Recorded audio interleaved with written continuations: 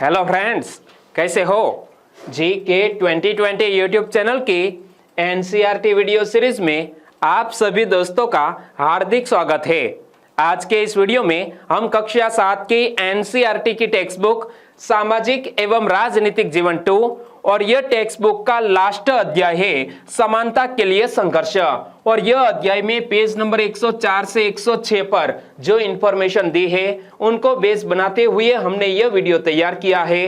तो वीडियो में लास्ट तक बने रहिए। लास्ट में कमेंट सेक्शन में जरूर बताना कि आपको यह वीडियो कैसा लगा। चलिए बिना वक्त गंवाए स्टार्ट करें सामाजिक एवं राजनीतिक जीवन 2 कक्षा 7 की एनसीईआरटी की टेक्स्ट बुक, जिसका लास्ट अध्याय है समानता के लिए संघर्ष। तो दोस्तों, सबसे पहले हम प्रारंभ करते हैं तवा मत्स्य संघ से, यानी कि तवा मत्स्य संघ का एक बहुत ही अच्छा आर्टिकल यह अध्याय में दिया गया है। और संघ शक्ति कलय युगे, यानी कि कल युग में यह संघ शक्ति पावरफुल होनी चाहिए। तो दोस्तों, हमें यह अध्याय में समझाया गया है कि यह तवा मत्स्य संघ आखिरकार कैसे अपनी जीत प्राप्त करता है, अपने हक प्राप्त करता है। देखो, जब जंगल के बड़े क्षेत्रों को जानवरों के लिए अभयारण्य घोषित कर दिया जाता है और बड़े बांधों का निर्माण किया जाता है तो हजारों लोग विस्थापित होते हैं। दोस्तों, लोग विस्थापित क्यों होते हैं? तो दो कारण हो सकते हैं। एक तो जंगल के बड़े क्षेत्रों को जानवरों के लिए अभयारण्य घोषित कर दिया जाता है, या तो बड़े बांधों का निर्माण किया जाता है तो हजारों लोग विस्थापित होते हैं। पूरे के पूरे गांव के लोगों को अपनी जड़ों को छोड़कर कहीं और नए घर बनाने और नई जिंदगी आरंभ करने के लिए मजबूर कर दिया जाता है। इन विस्थापितों में से अधिकांश लोग गरीब होते हैं।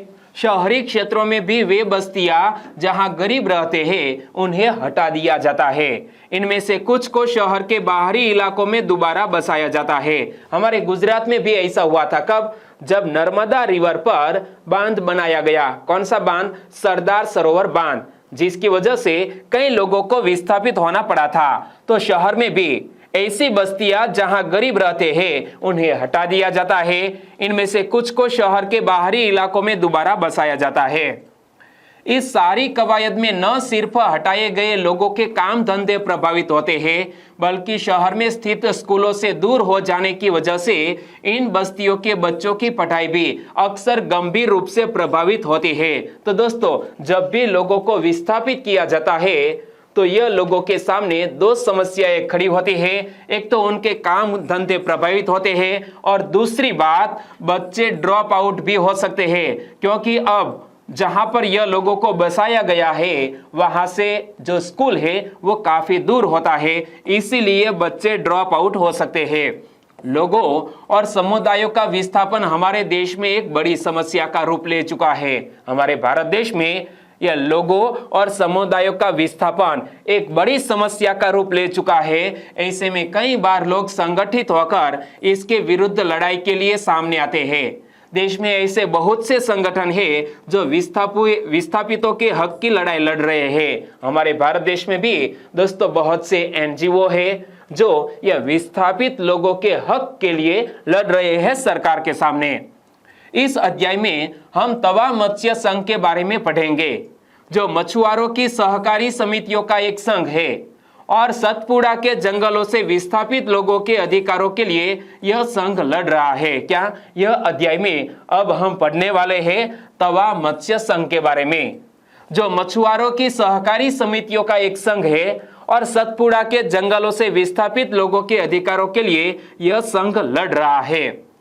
छिंदवाड़ा जिले की महादेव पहाड़ियों से निकलने वाली तवा नदी होशंगाबाद में नर्मदा से मिलने के लिए बैतूल होती हुई जाती है। दोस्तों, यहाँ एक जियोग्राफी से जुड़ा हुआ क्वेश्चन बन सकता है कि तवा नदी कौन सी नदी की सहायक नदी है? तो आपका उत्तर क्या होना चाहिए? नर्मदा की एक सहायक नदी है। और कहां से निकलती है? महादेव पहाड़ियों से। कौन से जिले से? छिंदवाड़ा जिले से। तो छिंदवाड़ा जिले की महादेव पहाड़ियों से निकलने वाली तवा नदी होशंगाबाद में नर्मदा से मिलने के लिए बैतूल होती हुई आती है। और तवा पर एक बांध का निर्माण 1958 में आरंभ हुआ और 1978 में पूरा हुआ, यानी कि यह बांध बनाने में तकरीबन 20 साल हो गए और जंगल के बड़े हिस्से के साथ ही बहुत सी कृषि भूमि भी बांध में डूब गई, जिससे जंगल के निवासी अपना सब कुछ खो बैठे। एक बार फिर से पढ़ लो। तवा पर एक बांध का निर्माण 1958 में आरंभ हुआ और 1978 में पूरा हुआ। जंगल के बड़े हिस्से के साथ ही बहुत सी कृषि भूमि भी बांध में डूब गई, जिससे जंगल के निवासी अपना सब कुछ खो बैठे। इनमें से कुछ विस्थापितों ने बांध के आसपास रहकर थोड़ी बहुत खेती के अलावा मछली पकड़ने का व्यवसाय आरंभ किया।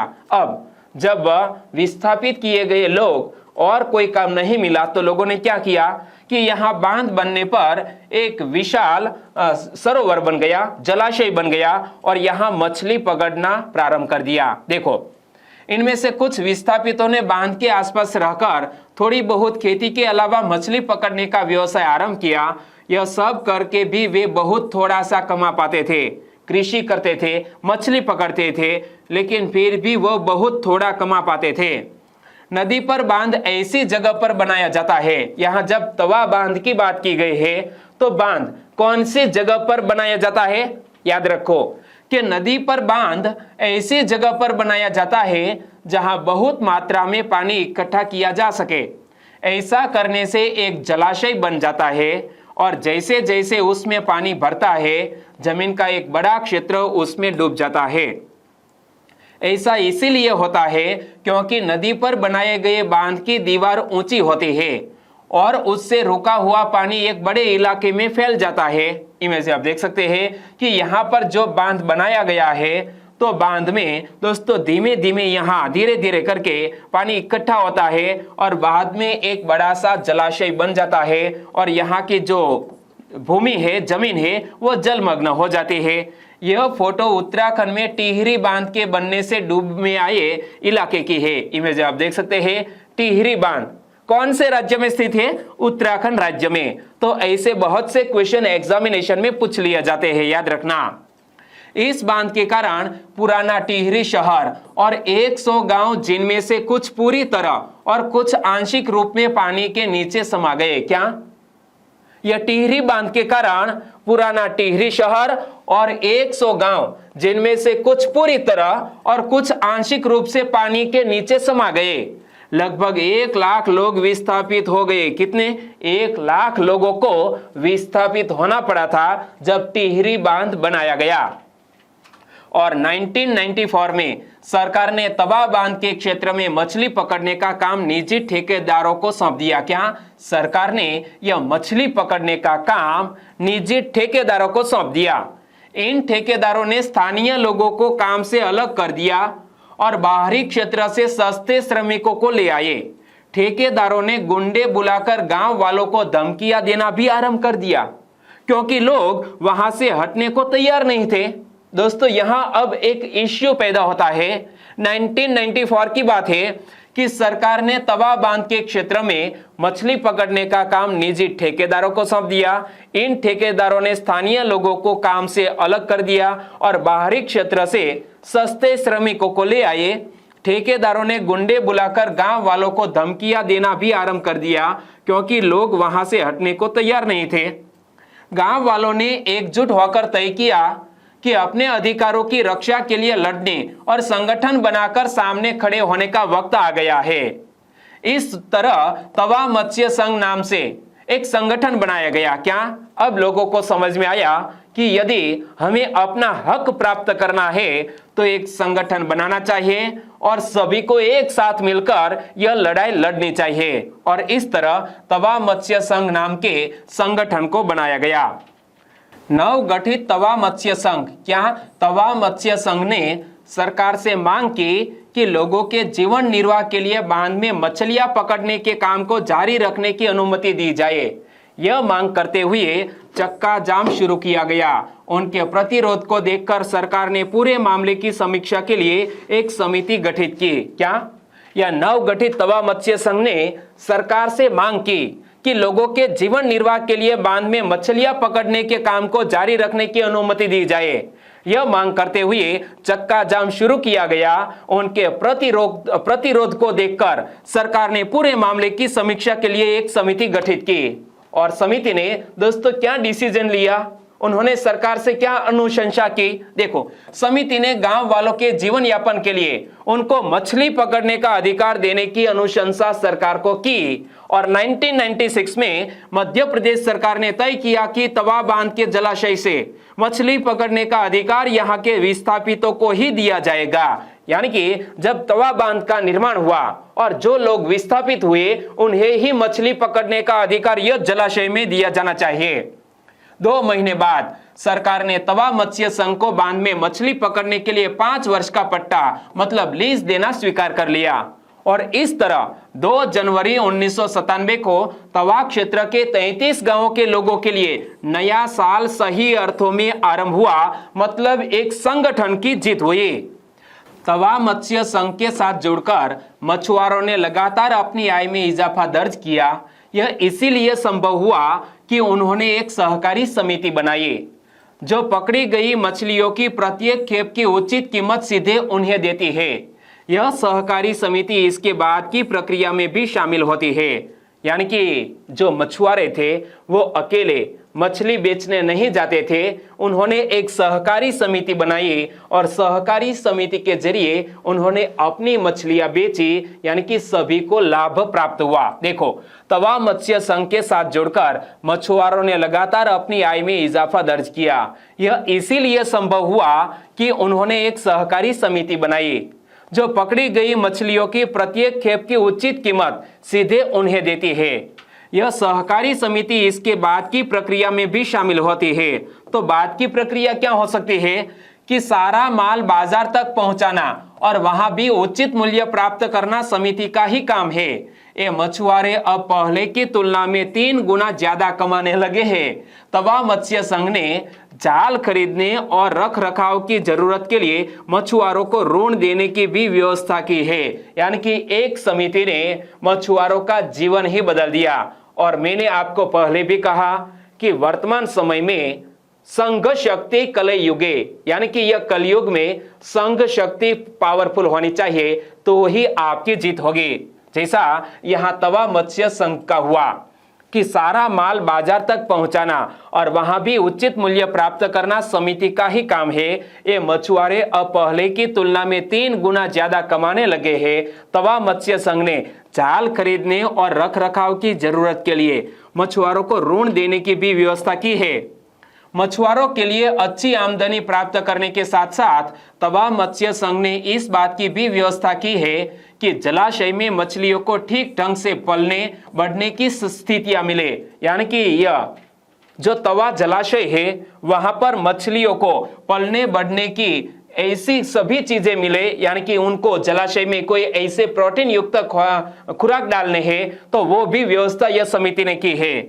और यह तवा मत्स्य संघ ने सभी के सामने यह बात सिद्ध कर दी है कि लोगों को जब आजीविका का अधिकार मिलता है तो वे अच्छे प्रबंधन के गुणों का परिचय भी देते हैं। और यहां से कुछ क्वेश्चन निकल सकते हैं। तवा मत्स्य संघ के संघर्ष का मुद्दा क्या था?